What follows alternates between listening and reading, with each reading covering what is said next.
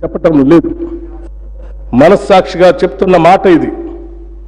గౌరవ ముఖ్యమంత్రి శ్రీ రేవంత్ రెడ్డి గారు, నేను, మా మంత్రివర్గ సహచరులు తెలంగాణ ప్రజల ఆకాంక్షలు తీర్చడానికి ఏమాత్రం వెనకాడం. ఇటీవల ముగిసిన అసెంబ్లీ ఎన్నికల సందర్భంగా తెలంగాణలో ఇందిరమ్మ రాజ్యం తెస్తామని మాటిచ్చాం.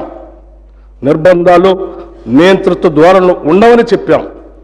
ప్రజా సంక్షేమం కోసం 6 గ్యారంటీలు ప్రకటించాం.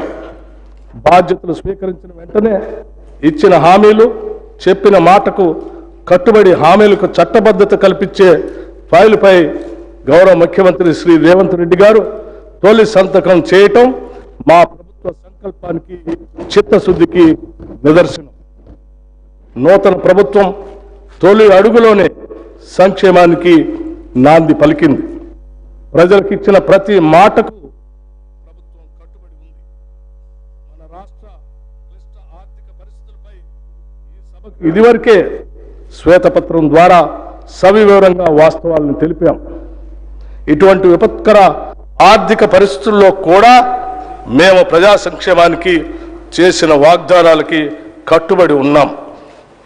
ఆడమ్ స్మిత్ చెప్పినట్లుగా మానవ జీవన ప్రమాణాలు మొత్తంగా పెంచే బహుముఖ ప్రణాళిక అంటూ ఏదీ లేదు.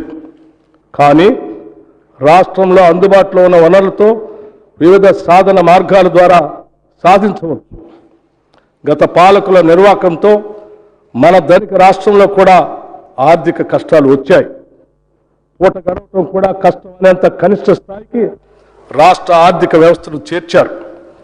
రాష్ట్రంలో మౌలిక సదుపాయాల కల్పనకు ప్రాధాన్యత ఇవ్వకుండా ప్రజలకు ఏమాత్రం అవసరం లేని ఆర్భాటాలకు డబ్బు ఖర్చు చేశారు. రాష్ట్రం ఆర్థికంగా ఎంత దురదృష్టకర పరిస్థితిలో ఉందంటే ప్రతి నెల 1వ తేదీన రాష్ట్ర ప్రభుత్వ ఉద్యోగులకు మరియు పెన్షనర్లకు జీతాలు ఇవ్వలేనటువంటి పరిస్థితి.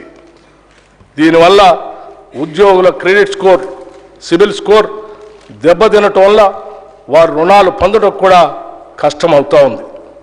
వృద్ధులైన పెన్షనర్లు మందుల కోసం ఖర్చు పెట్టిన డబ్బులు పొందడం కోసం ఎదురు చూసే పరిస్థితి ఉత్పన్నమైంది.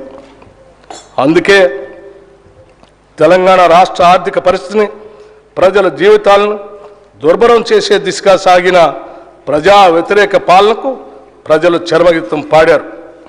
ఇదే మన ప్రజాస్వామ్య వ్యవస్థ యొక్క గొప్పతనం. దివాళా తీసిన రాష్ట్ర ఆర్థిక పరిస్థితిని మెరుగుపరచడానికి ఇప్పటికే దుబారా ఖర్చులు తగ్గించాం. రాష్ట్ర ఆర్థిక క్రమశిక్షణతో పాటు మెరుగైన సంక్షేమ పాలన అందించాలన్నదే మా లక్ష్యం. గత ప్రభుత్వం ప్రవేశపెట్టిన ప్రతి బడ్జెట్ వాస్తవానికి చాలా